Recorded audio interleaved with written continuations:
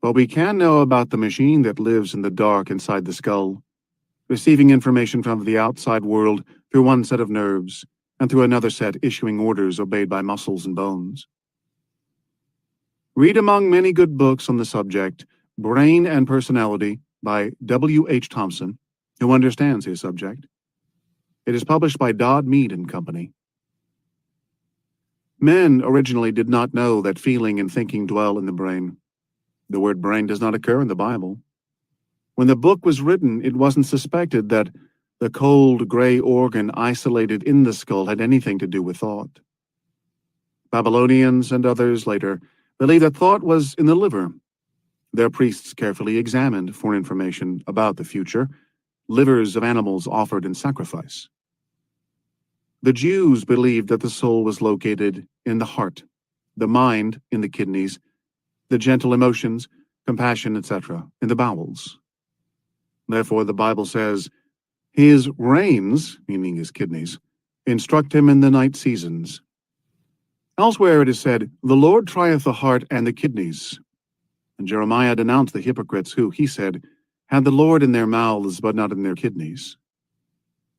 Aristotle decided that the brain had nothing to do with thought, and it was a refrigerating plant to cool off the blood.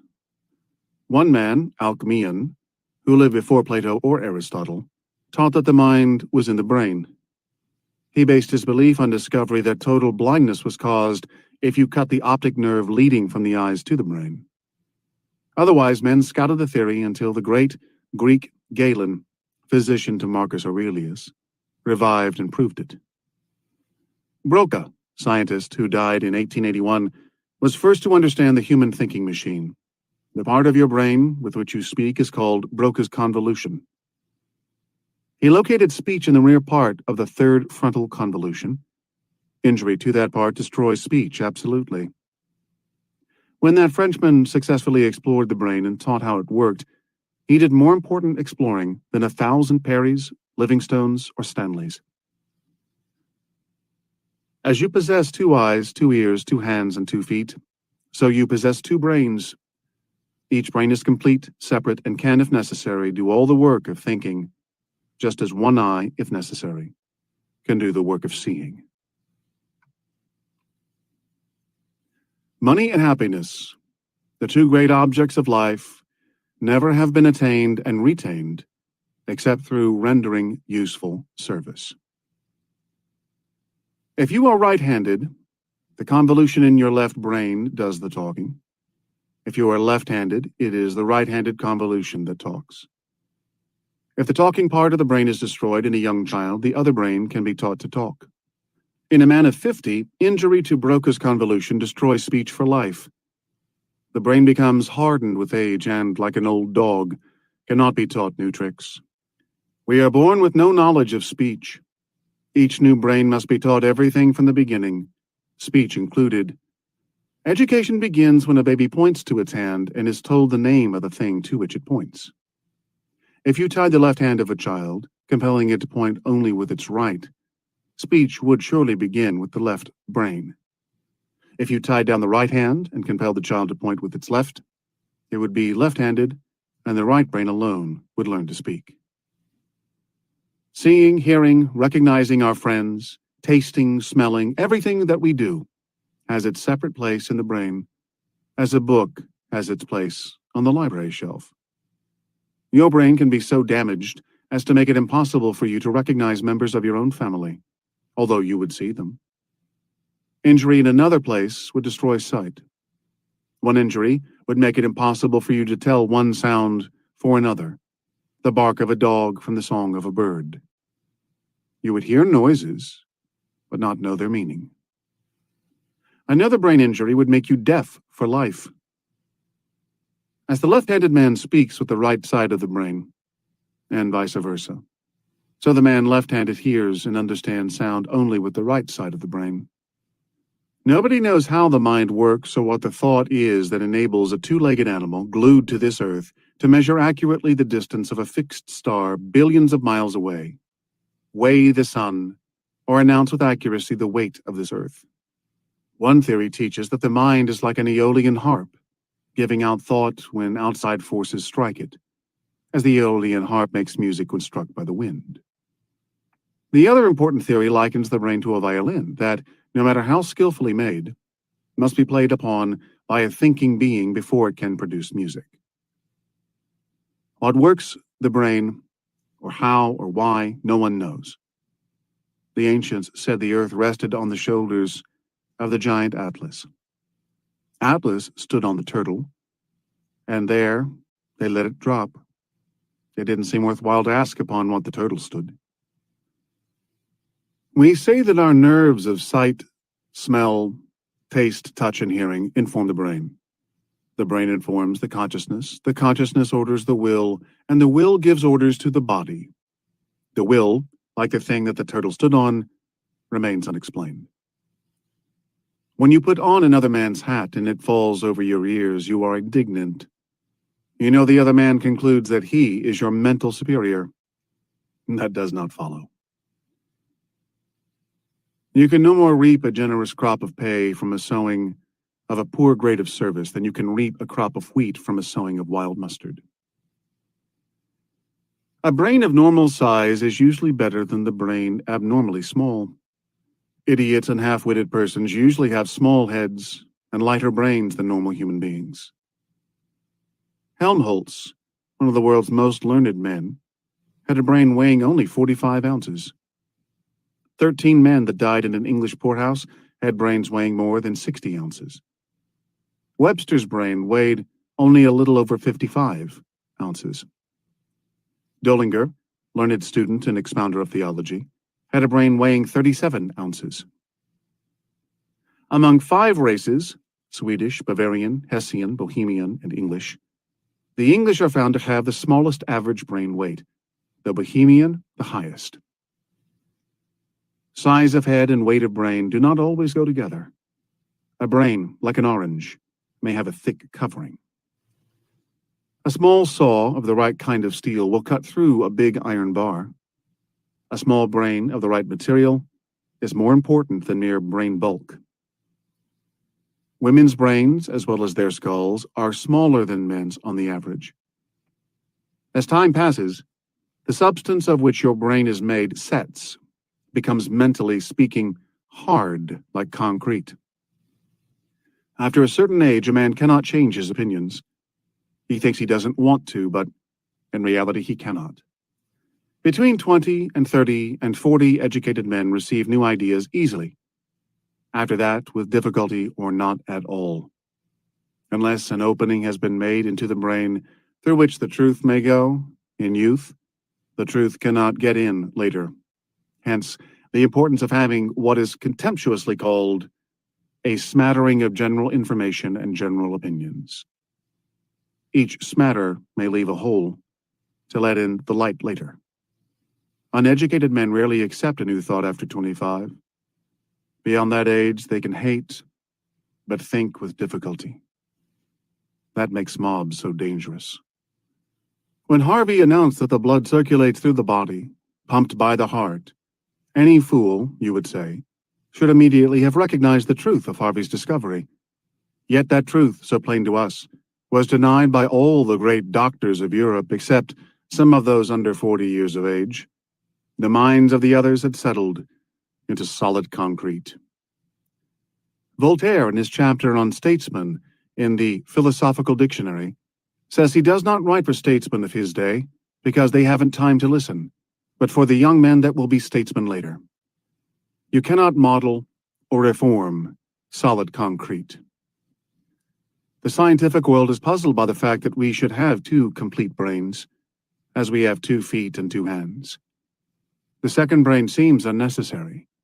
Still, we all have it, ready, in case of accident to the speaking brain, to take up the work of speech, thought, and perception, if the accident comes early enough. Nature does give her big work in spherical form. The suns and planets are spheres. Water in the brook, or the blood in your veins, rolls in round drops. Perhaps there's a good reason, to be developed later, for a spherical brain with its 2 hemispheres. Someday we may use one brain for our little work of thought and organization on this earth, the other for exploration and contemplation of the outside universe. It hath not yet been shown what we shall be. Why not pay the incompetent, lazy, unskilled workman the same wages as the man who is skilled, industrious, and highly efficient? Would you, if you were the employer? The two brains that live back of your eyes, above your nose and ears, and under your hair, deepening their convolutions, increasing their power as long as you think, deteriorating with dreadful rapidity when you stop thinking, are separated by a cleft and united at the bottom of the cleft by an interesting bridge called corpus callosum. It is a bridge of white fibers passing from one brain to the other. Information is supposed to travel over this bridge from one brain to the other. There is no certainty as to its use. Men have lived normally without it. Someday the experiment of transplanting one half of a very young human brain in the place of one half of the brain of a young chimpanzee may be attempted. Anti-vivisectionists take warning. Like yourself, your little brother, the chimpanzee, has two complete brains, and you would find it difficult to tell the brain of the chimpanzee child from that of a human child. Your brain has its bark like that of a tree, called the cortex, and below that a white cold substance like the hard wood inside of a tree. The thinking is all done in the brain bark or cortex.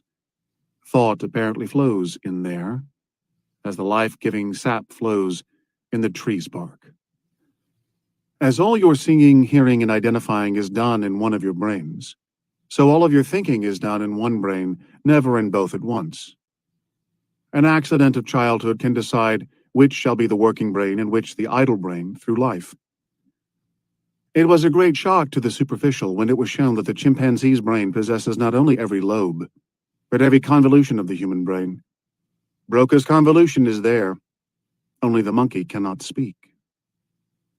Huxley even proved against Owen that there is not in the human brain one single peculiarity missing from the lobe brain of a baboon. The dissecting knife cannot explain the difference that separates, in worth, the baboon's brain from the brain of a scientist.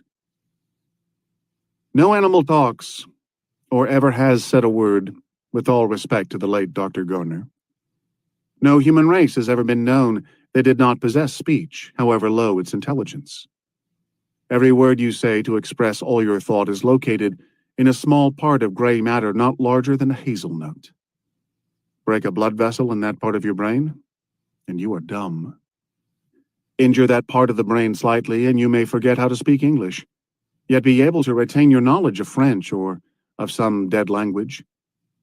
The mental shelf holding the English language may be destroyed, and the French or Greek shelf remain intact. I think, therefore I am, the scientist says. Why we think, or how we think, or what it is that thinks, whether thought is real, created by us, or printed on our minds from the outside, as the sun's light prints a photograph on a plate, we do not know. Even sleep, the brain's vacation, is a dark mystery to us. What happens when the brain sleeps and the body rests? Does mind, spirit, consciousness, or whatever the thinking machine is, go off to enjoy itself elsewhere, as the chauffeur leaves his car when he runs it into the garage for the night?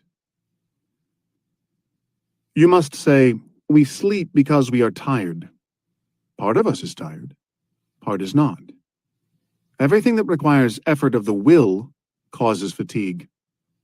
If your will makes you work, run, or jump, you tire and must rest. But one part of your brain, working unconsciously, puts upon certain nerves or muscles a task that lasts without ceasing for 100 years, if you live as long, without a second's interruption, day or night. The power that you use in taking a single breath, using the muscles of the chest and abdomen, is equal to the strength that would be required to raise 500 pounds, 1 inch. More than 30 times every minute, as long as you live. Certain muscles act with power enough to lift 500 pounds, 1 inch from the floor, and they never rest. And that wonderful engine and muscle, the heart, how does it last without rest? Carrel, the French surgeon, operating on the lung cavity of a dog, held in his hand, without injuring it, the animal's beating heart, saying, "The most wonderful engine in the world." It is that, in animals and in us. Something in your brain of which you know nothing keeps the heart working. Two nerves running from the lower part of your brain, the medulla, to the heart, regulate the work of that engine. Stimulate one of those nerves with an electric current. Your heart instantly doubles its speed and power. Stimulate the other nerve. The heart beats more slowly. Overstimulate it, and the heart stops. Cut that second nerve running to the heart, and the heart races like a team of horses with the reins cut. One nerve drives the heart faster, like the whip in a coachman's hand. Another one holds it back, like the reins fastened to the bridle. And as the heart's action is controlled, so everything within our bodies, fearfully and wonderfully made, is controlled from the brain's dark cortex, muscles and nerves that regulate blood pressure. The marvelous system that controls the body's heat so that blood temperature doesn't change a fraction of a degree between the equator and the North Pole. And about all that automatic management, we feel and know nothing. Whoever reads a book on anatomy or psychology asks at the end, "What is the thing about which I have been reading? What is it that lives within us, recognizing facts reported by the nerves, sending out through the feeble hands and words of man orders that change the earth's surface, tear down mountains, and unite oceans?" Ask me a question which I will find hard to answer, and you will have rendered me a genuinely useful service by causing me to think. 2,400 years ago, Democritus of Abdera, taught by the Chaldean Magi, said, "Man lives plunged in a world of illusion and of deceptive forms which the vulgar take for reality. To tell the truth, we do not know anything. Learned physicians and physiologists of today study tissue, nerves, muscles, and also confess, concerning the power ruling us, that we do not know anything. Only the flash of the eye reveals the indweller, the soul. But does it? The horse's eye seems to flash, as he neighs and paws the ground, hearing the bugle blow. Was he also an indweller of a lower grade?" You have just heard a very fine and very easily understood lesson on psychology. If you thought and digested that which you heard, you now know more about psychology, the human mind, than 99% of the people of the world know about it. You understand now why I recommend organized effort upon the part of the churches, schools, and newspapers in planting the golden rule philosophy in the minds of the young, because this is the only place where it can be made to stick. After you finish listening to this, go to your public library and read The Science of Power by Benjamin Kidd. Also, Thinking as a Science by Henry Hazlitt. Either of these books can be supplied by your local bookstore or by Montgomery Ward and Company, Chicago, Illinois. After you read these two interesting books, which will require not more than a few hours, you will know more about the human mind than all the people of the world, except that relatively small number who have specialized in psychology. Incidentally, you will possess all the way from 10 to 10,000 times as much power to attain your chief aim in life as you possessed before doing this prescribed reading and thinking. The difference between a $25,000 a year man and a $1,500 a year man is largely a difference of understanding the principles of psychology. Inform yourself on this subject and see that those in whom you are interested are likewise informed. You now have the idea. What are you going to do with it? When? How? If this editorial has caused an idea to shape itself in your mind, be sure to keep that idea alive and at work. Tell others about it. Write about it. Think about it. because all this mental exercise which will develop the idea more and more until it becomes a part of you. And then you will use it as freely and as skillfully as you use your right hand. But it will help you produce that which a million right hands could never produce without it. It will teach you to think accurately and reason logically. It will carry you into leadership that will not end until you get to be the person whom you wish to be. My definite aim in life is to place principle above the dollar and humanity above the selfish individual who would get without giving, and to help my fellow men do the same. To sow the seeds of revolution in the hearts of my fellow men until they rise and work with coordinated effort to the common end that civilization may offer something greater than the privilege of being bound to the weary treadmill of toil and of standing always in fear of starvation. To master intolerance and help others do the same. To carry on a constructive educational program that will help men and women see the advantages of cooperation and the disadvantages of fighting one another in their mad scramble to worship at the shrine of Mammon. To organize a chain of newspapers that will spread like a net over America, and whose pages will carry only clean, constructive, truthful news, and whose editorials will arouse and inspire millions of people until they free themselves from the eternal grind of the wage-bound and get out from under the heels of the mad money-getters. To render service that is greater in quality and quantity than is paid for, and to help others see the advantages of doing likewise. To lay aside prejudice and lend a helping hand to all, regardless of their religious, political, racial, or economic tendencies. To scatter seeds of sunshine wherever I go, aiming always to create a welcome for my presence. To remember that I am a public servant, and that the greatest honor which can come to a man is the honor of serving well. To gain the confidence of my fellow men by first deserving it, and to so conduct myself that this confidence will never be undermined or betrayed. Finally, to accept whatever responsibilities life may bring, seeking always to serve and never to shirk, always to help and never to hinder the wheels of progress as they roll on toward that goal for which every human being is striving, which is happiness here on earth. Chapter 15. Applying the Golden Rules.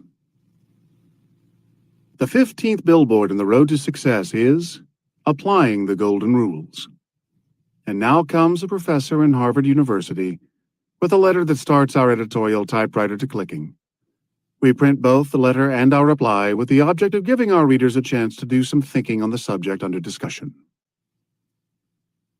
My dear Mr. Hill, I have been a reader of your magazine ever since the first edition appeared 4 years ago, and I have studied your philosophy with sustained and increasing interest from month to month. It has been very illuminating to watch the development of your own reasoning process since you began writing these uplifting essays, and I have reason to believe that you have accomplished more good than you are aware of. However, I have been disappointed because you do not seem to have yet discovered that the golden rule, within itself, is not sufficient to carry a man to success. Think it over, and it will be very obvious to you that a man could easily starve to death in the midst of plenty, and still apply the golden rule in all of his transactions with others. Pardon this intrusion, but I know from your literary works that you are a man who welcomes suggestions, even though they do not harmonize with your own viewpoint. The foregoing letter came as a mild shock to us.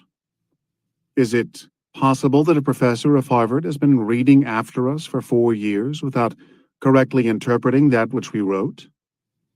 Undoubtedly so, and we take the blame to ourselves. And that is, we take the blame up to the present point, but from here on we pass the buck by frankly saying that if a Harvard professor or anyone else who reads these lines fails to understand our viewpoint regarding the relationship of the golden rule to success, it will not be our fault, for we are going to be plain.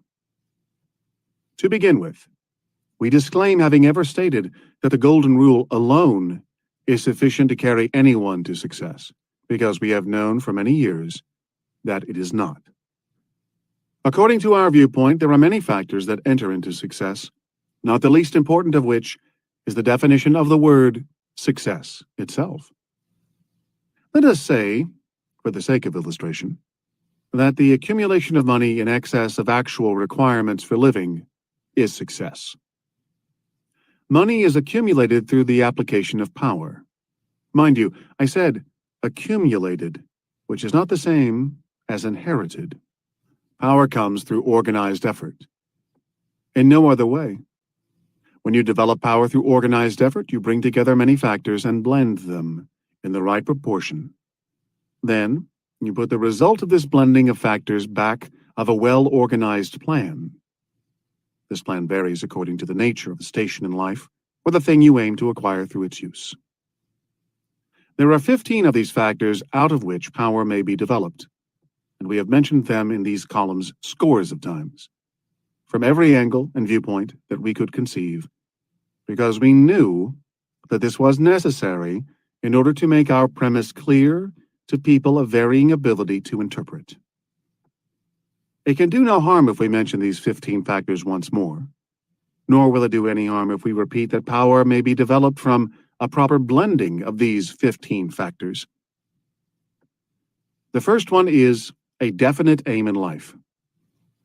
Then follow the other 14, namely self-confidence, initiative, imagination, action, enthusiasm, self-control, the habit of performing more work than paid for, an attractive personality, accurate thought, concentration, persistence, learning from failures and mistakes, tolerance, and last, but by no means least, applying the Golden Rule.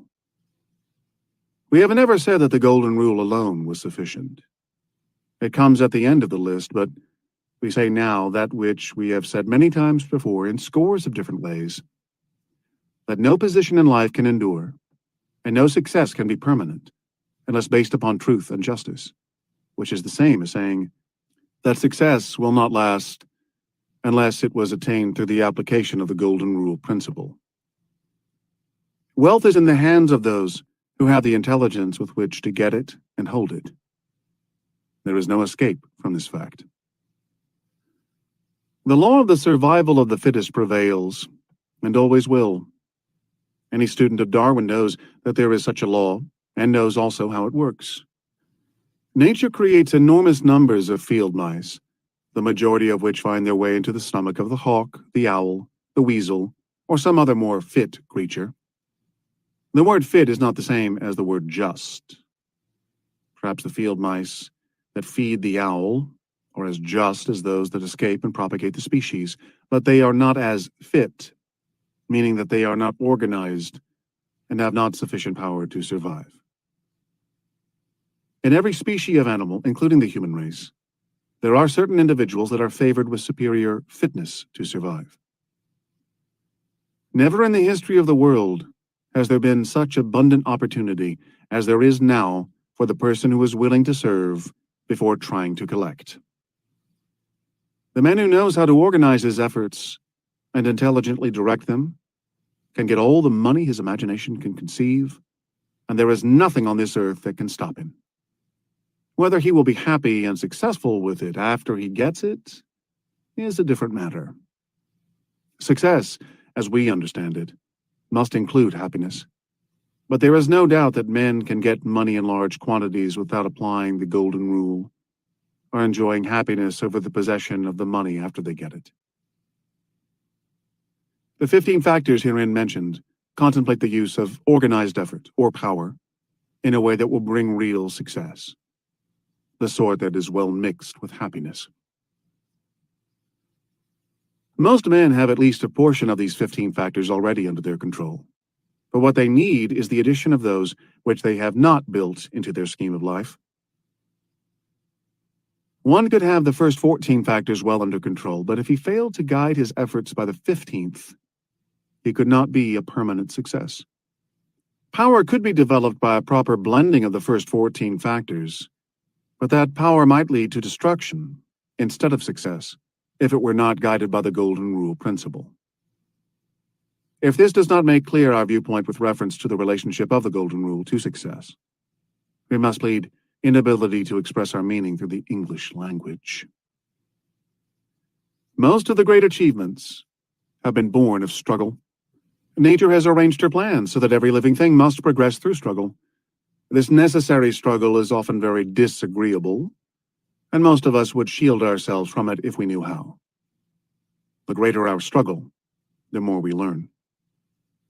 Nature plants desires in our hearts and then surrounds the object of these desires with many obstacles that we must overcome before we attain the thing desired. Nowhere do we find it a part of nature's plans to hand us something for nothing. She makes us strive for everything we get, and she makes us pay a price for it. One of the most deeply seated desires of the human heart is that of possession of wealth.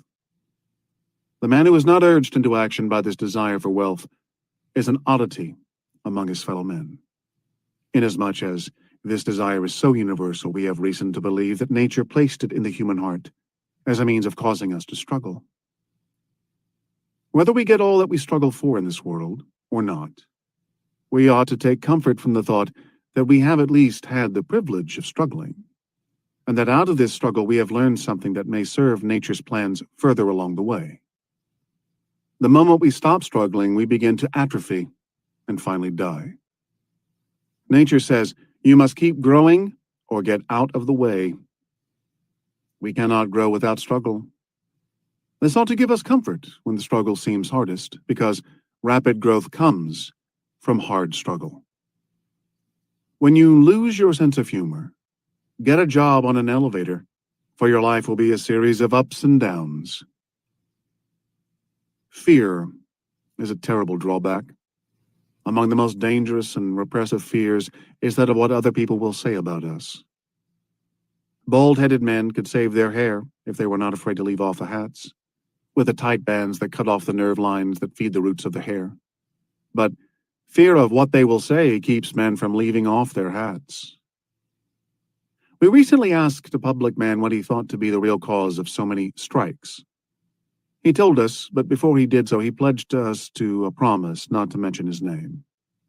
He, too, was afraid of what they would say about him for expressing his honest opinion about the labor situation. That indefinite, imaginary they has kept many a genius imprisoned in his own head because of fear to act and express himself frankly. Suppose people do criticize you. What of it? Any fool can criticize, and a lot of them do. But their criticism doesn't hurt anyone except themselves. It marks them for what they are. Men who analyze and think seldom criticize themselves with frankness. The man or woman who boldly does what seems to be right, even though it may not be in conformity with the views of the crowd, possesses strength of character that knows no such words as "I fear" and "impossible." I have just talked with one of these thinkers. He did not pledge me to omit his name. When I asked him what he thought about the present labor situation, he quickly replied, "If labor should win all it asks for, which it will not, we might as well move to Russia, where they make no pretense of permitting the people to enjoy freedom. The present issue between capital and labor is clear and easily defined. Capital is fighting for the right of men to work where they please, for whomsoever they please, and under whatever arrangement they please. Labor is fighting to exclude from employment all who do not pay tribute to the self-imposed leaders of labor. If labor should win, it would mean that the very fundamental principle upon which the Declaration of Independence was founded would be swept aside, and we would no longer have ground to boast of this being the freest country in the world." Anything nebulous about that statement? Whether we agree with it or not, we have the highest respect for the man who had the courage to thus frankly express himself. Right is right and wrong is wrong, and the man who is afraid to call each by its proper name is not entitled to the benefits of that which is right, nor immunity from the effects of that which is wrong. Whether we agree with him or not, we have every respect for the man who stands on his two legs, looks the world squarely in the face without flinching, and tells it what he believes. In front of the typewriter on which these lines are being written hangs a big sign that reads as follows: I am becoming more successful every day in every way. A hard-boiled egg, who is a friend of ours, was admitted into the royal sanctorum for a few minutes, and as soon as his eye lit on this sign, he said, "You don't believe that stuff, do you?" And I replied, "Of course not. All that it ever did for me was help me get out of the coal mines and find a place in the world where I'm serving upwards of 100,000 people, in whose minds I am planting the same positive thought that this sign brings out. Therefore, why should I believe in it?" As he started to leave, he said, "Well, perhaps there is something to this sort of philosophy after all. I've always feared that I would be a failure all my life, and so far my fears have been thoroughly realized. You are condemning yourself to poverty, misery, and failure, or you are driving yourself on toward the heights of attainment solely by the thoughts you think.